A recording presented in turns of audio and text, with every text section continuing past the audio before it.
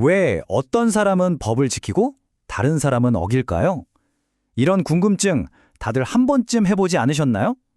범죄학은 바로 그 근본적인 질문에서 출발합니다. 오늘 그 복잡한 세계를 함께 탐험해 보겠습니다. 도대체 무엇이 사람을 범죄자로 만드는 걸까요? 이 질문 되게 간단해 보이죠? 근데 사실 이 뒤에는요, 수세기에 걸친 엄청난 논쟁이 숨어 있습니다. 오늘 바로 그 논쟁의 한가운데로 한번 들어가 보려고 합니다. 그 원인을 어디서 찾아야 할까요? 타고나는 걸까요? 아니면 자라온 환경 탓일까요? 혹시 사는 동네가 문제일 수도 있지 않을까요? 범죄학의 큰 줄기가 바로 이 지점에서 딱 갈라집니다. 바로 이 모든 복잡한 질문에 대한 답을 찾아가는 여정, 그게 바로 범죄학입니다. 자, 그럼 본격적으로 한번 시작해 볼까요? 자, 본격적으로 들어가기 전에 먼저 하나 짚고 넘어가야 할 게 있어요. 우리가 흔히 쓰는 범죄라는 단어 있잖아요. 이게 생각보다 그렇게 간단한 개념이 아니라는 겁니다. 일단 법적으로 보면 범죄의 정의는 아주 명확하죠. 형법을 어기고 그래서 처벌받는 행위. 우리 대부분이 그게 범죄지 하고 동의하는 그런 정의잖아요. 근데 과연 이게 다일까요? 하지만 있잖아요. 이 법적 정의는 정말 거대한 빙산의 일각에 불과합니다.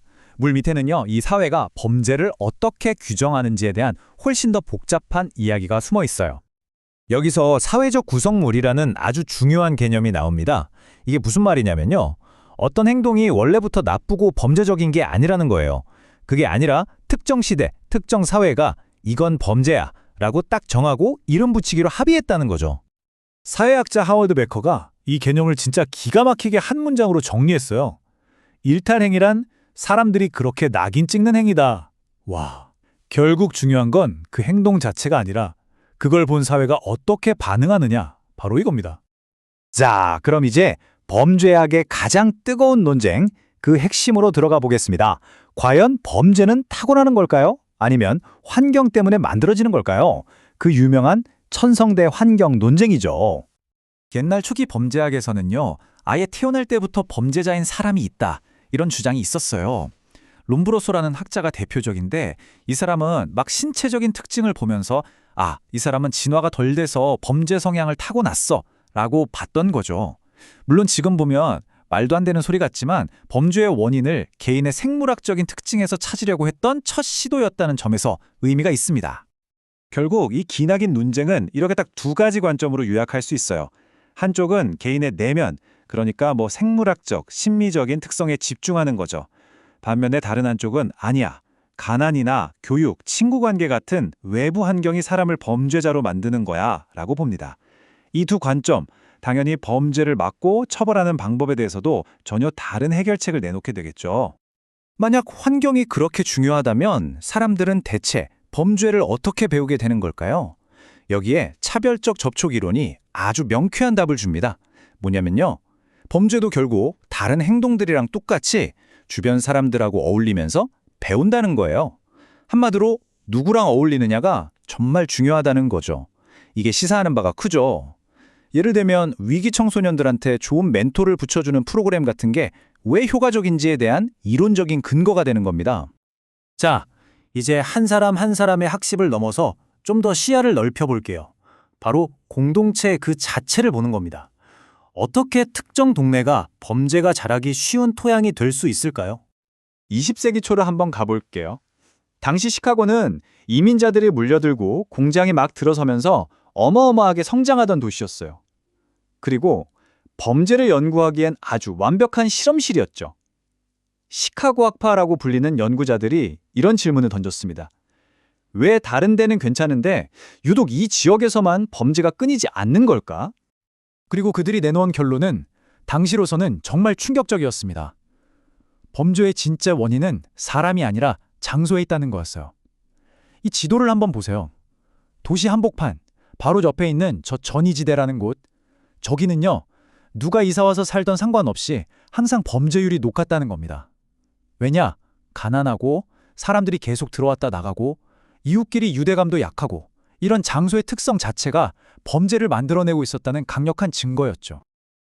자, 지금까지는 범죄는 왜 일어나는가라는 원인에 대해 살펴봤잖아요. 그럼 이제부터는 현실 세계에서 우리 사회가 범죄에 어떻게 대응하는지 바로 형사사법 시스템을 들여다볼 차례입니다. 그럼 우리 형사사법 시스템의 현실은 어떨까요? 이 표를 좀 보세요. 살인 같은 아주 심각한 범죄는 검거율이 꽤 높죠.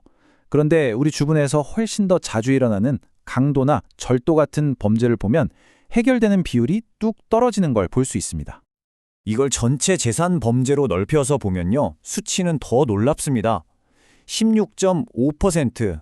네, 16.5%요. 이게 무슨 뜻이냐면 우리 주변에서 일어나는 절도 사건 10건 중에 2건도 채 해결이 안 된다는 얘기입니다. 정의를 실현한다는 게 정말 이렇게나 어려운 일이라는 걸 보여주는 숫자죠. 그렇다면 우리는 왜 범죄자를 처벌하는 걸까요? 여기에도 딱 정해진 답은 없습니다. 그냥 죄 지었으니 벌 받아라 하는 응보의 관점도 있고요. 저 사람을 벌 줘서 다른 사람들이 겁먹고 범죄를 못 저지르게 하자는 억제의 관점도 있죠. 또 범죄자를 치료해서 사회로 돌려보내자는 교화의 관점도 있고요. 이 관점들이 항상 서로 부딪히고 경쟁합니다. 자, 그럼 이 범죄학이라는 학문은 지금 어디로 향하고 있을까요? 마지막으로 이 분야의 미래를 한번 짚어보겠습니다. 아주 오랫동안 싸워왔던 타고나는 거냐 환경 때문이냐 하는 흑백 논리 같은 논쟁은요. 이제 좀 옛날 얘기가 됐습니다. 현대 범죄학은 훨씬 더 통합적인 시각으로 나아가고 있거든요. 현대 범죄학의 방향을 한 단어로 요약하면 바로 통합입니다. 이 문장에서 말하는 것처럼 이제는 생물학적인 요인, 사회적인 요인, 문화적인 요인 이런 것들이 도대체 어떻게 복잡하게 서로 얽혀서 범죄라는 현상을 만들어내는지를 함께 보려는 시도가 주를 이루고 있습니다. 그래서 이제 질문 자체가 바뀌었어요. 천성이냐 환경이냐가 아니고요. 어떤 유전적 소인을 가진 사람이 어떤 특정 환경을 만났을 때 범죄 위험이 더 높아지는가와 같이 유전자와 환경의 상호작용을 파고드는 거죠. 훨씬 더 정교해진 질문입니다. 오늘 우리는 범죄를 이해하기 위해서 정말 긴 여정을 함께 달려왔습니다. 그런데 여러분, 범죄의 모습은 지금 이 순간에도 계속해서 변화하고 있습니다. 마지막으로 이 질문을 한번 던져보고 싶네요.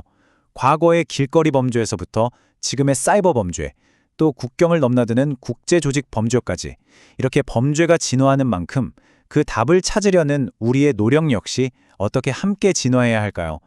이 질문을 여러분께 남기면서 오늘 이야기는 여기서 마치겠습니다.